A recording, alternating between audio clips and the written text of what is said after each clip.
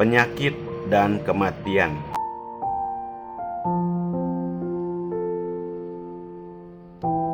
Diserang penyakit ataupun kematian merupakan gejala-gejala yang wajar dari peristiwa-peristiwa dalam kehidupan kita, dan semua itu harus diterima dengan keseimbangan batin.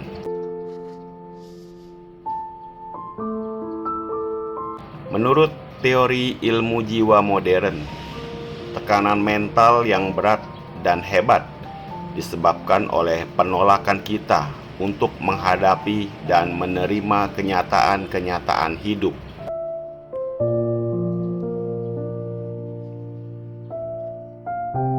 Tekanan-tekanan tersebut, bila tidak diatasi, akan dapat menimbulkan penyakit fisik yang hebat.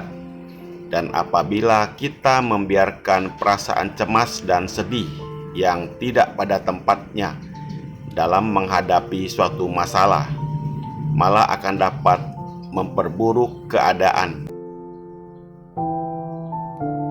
Kematian tidak seharusnya ditakuti oleh mereka yang bersih dalam pikiran dan perbuatan.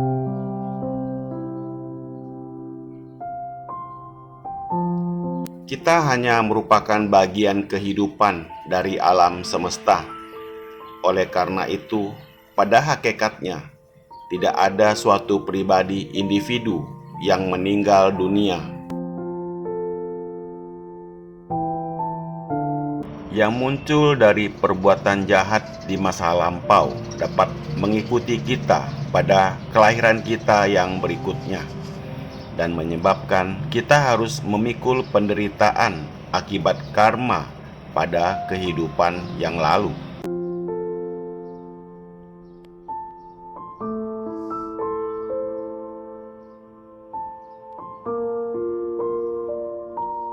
Kejadian semacam itu dapat dihindari jika kita selalu berusaha mengumpulkan jasa-jasa kebaikan dengan cara menjalani kehidupan yang baik dan banyak melakukan perbuatan baik di mana saja dan setiap saat bila memungkinkan.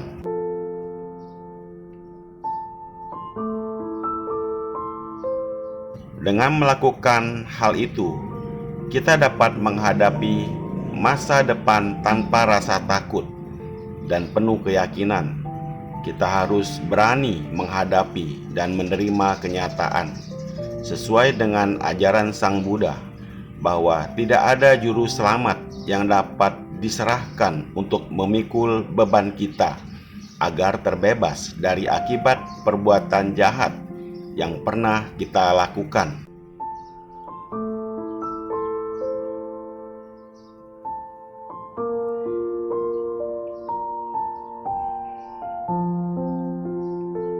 Kita harus kerap kali mengingatkan diri sendiri akan nasihat Sang Buddha. Jadikanlah dirimu sebagai pulau dan pelindung bagi dirimu sendiri dengan bekerja dan berusaha yang giat.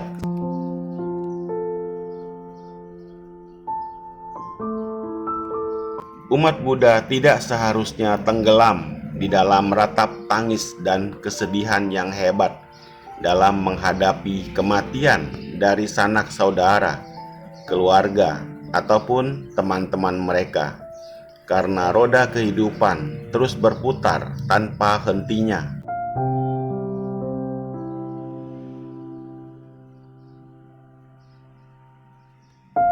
Bila seseorang meninggal dan hasil perbuatannya atau karma menjadikannya suatu makhluk baru, mereka yang ditinggalkan harus menerima kematian tersebut dengan ketenangan, keluhuran budi, dan pengertian bahwa kematian hanya merupakan suatu proses yang tak terhindarkan di dunia ini.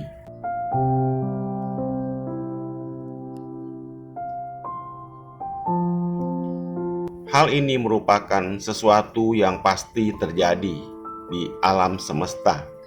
Dan kita tahu bahwa hutan bisa menjadi kota dan kota dapat menjadi padang pasir, serta gunung dapat berubah menjadi danau.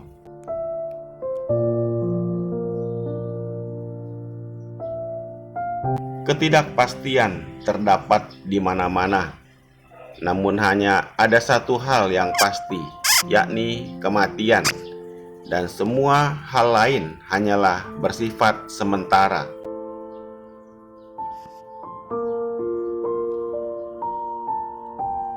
Kita semua mempunyai nenek moyang, dan nenek moyang kita pun mempunyai nenek moyang juga. Namun, di mana mereka kini berada? Mereka telah pergi ke gerbang kematian.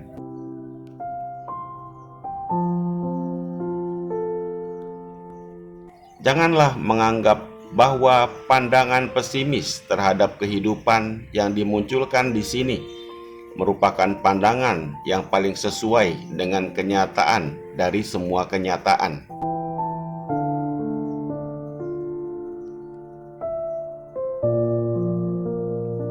Untuk apa kita menghindari diri dari kenyataan dan menutup mata kita terhadap suatu kenyataan yang sudah pasti? Karena bukankah kematian itu mencakup segala hal? Maka janganlah kita sampai melupakannya.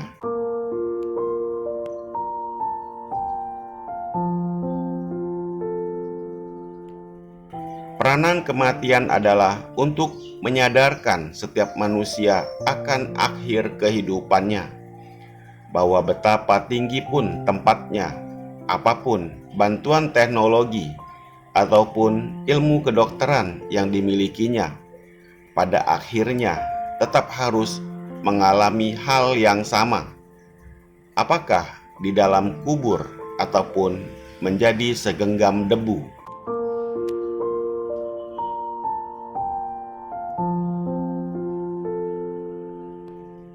Haruskah karena hal itu kita kemudian mengenakan kain karung dan meratapi kehidupan yang telah menjadi debu? Tidak, hal demikian bukanlah merupakan tujuan hidup. Bukan pada tujuan dari kematian, karena proses kelahiran dan kematian akan terus berlangsung hingga kita mencapai kesempurnaan batin.